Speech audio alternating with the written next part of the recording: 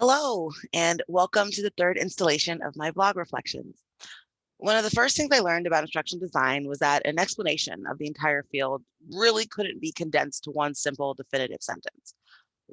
Well, technically, it could. I could say something vague, such as instructional designers develop and implement learning opportunities to close performance gaps within an organization. But that sentence barely scratches the surface of the many layers of instructional design. Each successive experience I've had within this field has shown me that there's not just one way to do this instructional design thing.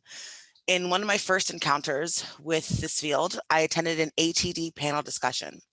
The guests were five ID practitioners, and they'd gathered to talk about current ID trends. Careers ranged from keeping state and federal judges in compliance to developing ethics codes for an insurance company. Their career and educational backgrounds were equally varied, and other than having the title of instructional designer, they had not much else in common. And that was my first hint that this field is really like a choose your own adventure book.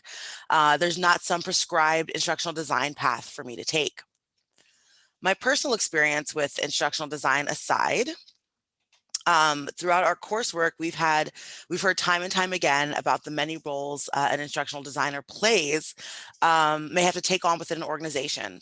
In my last vlog, I focused on communication and that an instructional designer may have to speak several languages in order to provide a quality and effective learning experience.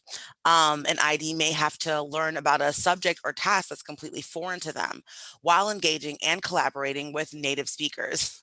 This may sound daunting to most, but I think that if the practitioner is passionate about instructional design, that this can be viewed as an opportunity to learn and an instructional adventure, if you would. Um, at this point in my instructional design journey, I'm starting to look at future employment opportunities within the field. This has required that I build a new resume that's less education focused based and focuses more on my instructional design experience, which at this point is minimal.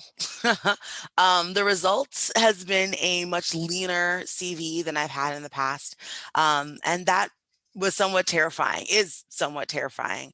But then I realized that this was the start of my own adventure. In order to succeed within the many roles I may be required to take on, I'm going to need to tackle unknown topics and gather information to close my own knowledge gaps. If I look at my resume and I think, I don't have the experience to be an instructional designer, I'll never succeed. Instead, I am choosing to look at all the space on my new resume as room to grow.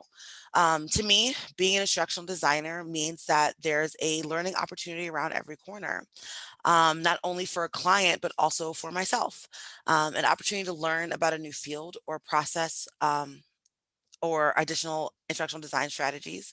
So instead of being scared about what's out there and hiding until I feel I have enough experience, I'm choosing to jump into this adventure with the tools that I have and my eyes wide open.